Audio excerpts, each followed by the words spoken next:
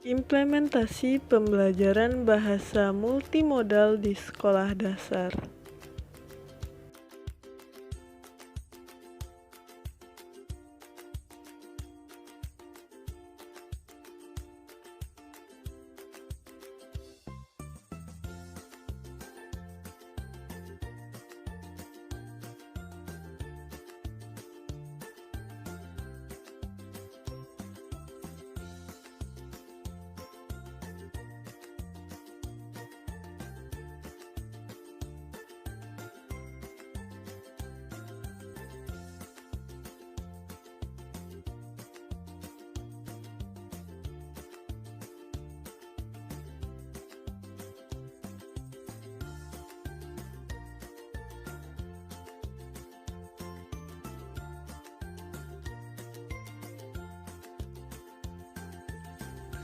Apa itu multimodality?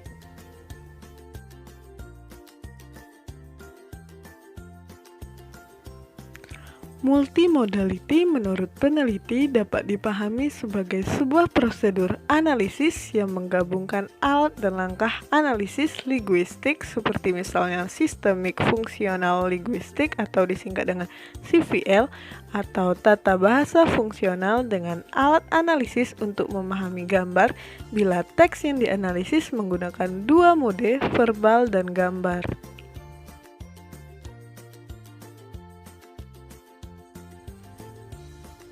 Langkah analisa dari multimodality ada 3.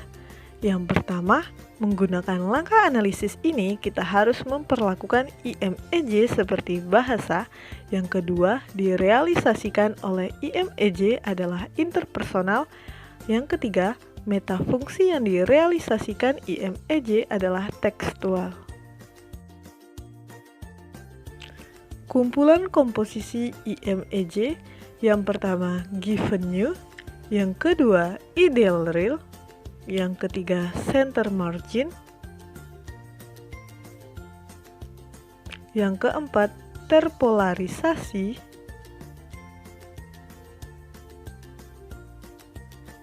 Yang kelima, triptik.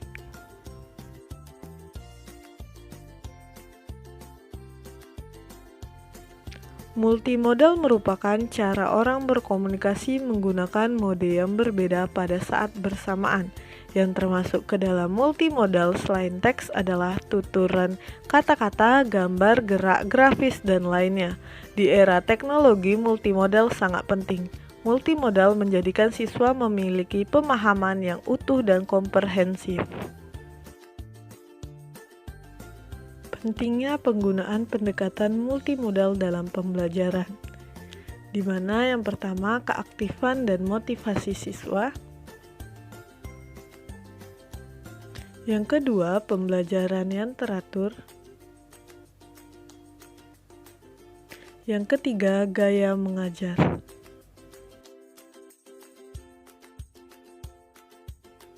Multimodal dapat memberikan pengaruh yang besar dalam tindakan komunikasi, apalagi dalam pembelajaran. Dengan adanya pendekatan multimodal, memungkinkan sekali bahwa para pendidik dapat memenuhi kebutuhan peserta didik yang berbeda dalam lingkungan belajar bahasa.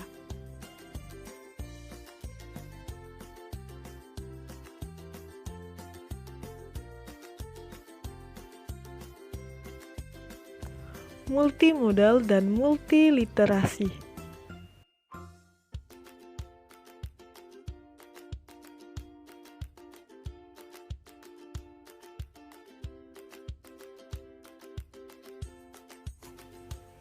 Apa itu multimodal dan multiliterasi?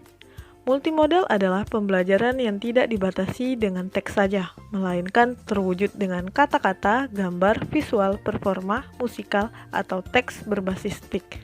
Sedangkan multiliterasi adalah beragam cara untuk memahami ide-ide dan informasi dengan menggunakan bentuk-bentuk teks.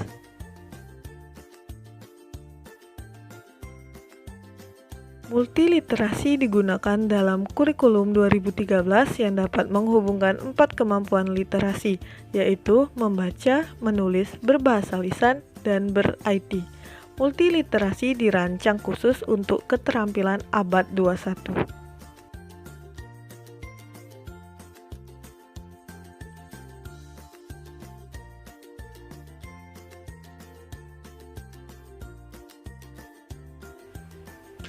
Tujuan dari multiliterasi yaitu memberikan kesempatan atau peluang kepada siswa dalam mengembangkan dirinya mulai dari keterampilan, pemahaman, dan karakter siswa.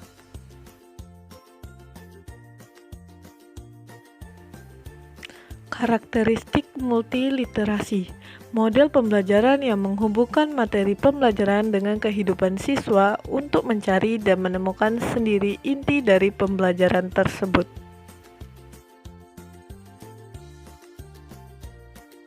Sintaks model multiliterasi, yaitu yang pertama menetapkan fokus pencarian, yang kedua menentukan fokus pencarian, yang ketiga menentukan tujuan, yang keempat melaksanakan pengumpulan data, yang kelima mencatat data, yang keenam menganalisis data, yang ketujuh membuat kesimpulan, dan yang terakhir memproduksi laporan.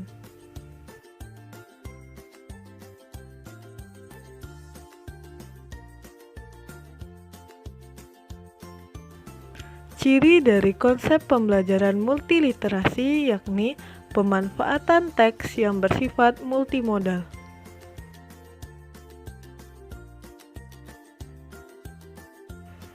Apa saja jenis-jenis penilaian hasil belajar? Yang pertama, penilaian formatif adalah penilaian yang dilaksanakan pada akhir program belajar mengajar untuk melihat tingkat keberhasilan proses belajar mengajar itu sendiri. Yang kedua, penilaian sumatif adalah penilaian yang dilaksanakan pada akhir unit program yaitu akhir caturwulan, akhir semester, dan akhir tahun. Yang ketiga, penilaian diagnostik adalah penilaian yang bertujuan untuk melihat kelemahan-kelemahan siswa serta faktor penyebabnya.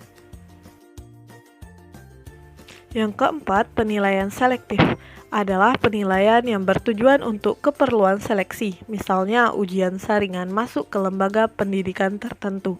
Yang kelima, penilaian penempatan adalah penilaian yang ditunjukkan untuk mengetahui keterampilan prasyarat yang diperlukan bagi suatu program belajar dan penguasaan belajar seperti yang diprogramkan sebelum memulai kegiatan belajar untuk program itu.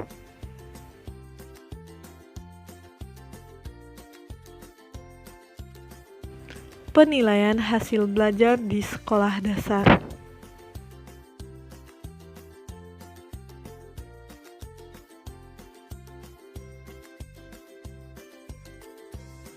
Penentuan kriteria ketuntasan minimal atau sering disebut dengan KKM.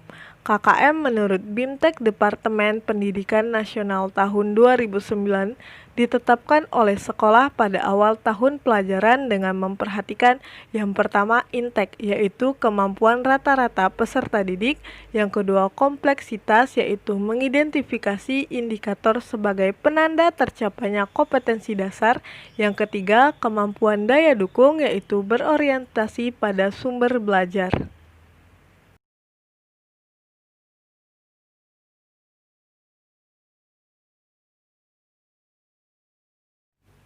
Dalam panduan teknis penilaian hasil belajar sekolah dasar, bahwa penilaian hasil belajar oleh pendidik terdiri atas yang pertama, ulangan harian.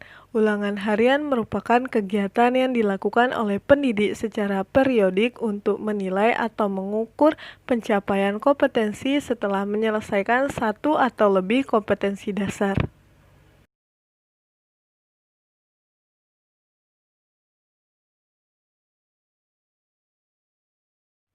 Yang kedua, ulangan tengah semester atau UTS yang merupakan kegiatan yang dilakukan oleh pendidik untuk mengukur pencapaian kompetensi peserta didik setelah melaksanakan 8-9 minggu kegiatan pembelajaran.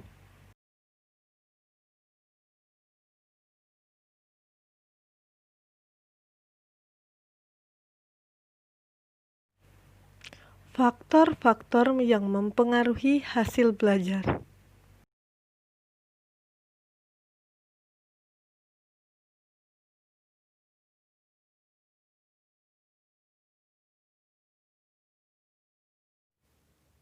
Faktor internal merupakan faktor yang bersumber dari dalam diri peserta didik yang mempengaruhi kemampuan belajarnya, yang meliputi kecerdasan, minat dan perhatian, motivasi belajar, ketekunan, sikap, dan kebiasaan belajar, serta kondisi fisik dan kesehatan.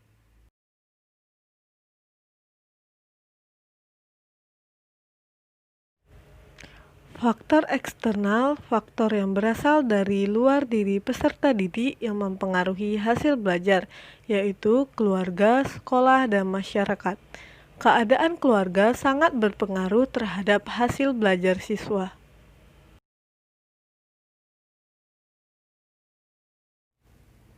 Berdasarkan penjelasan yang telah disampaikan, dapat disimpulkan bahwa kualitas pembelajaran di sekolah sangat ditentukan oleh guru dan faktor-faktor yang mempengaruhi hasil belajar, yang mana terdiri dari guru, anak, lingkungan, minat, dan model penyajian materi.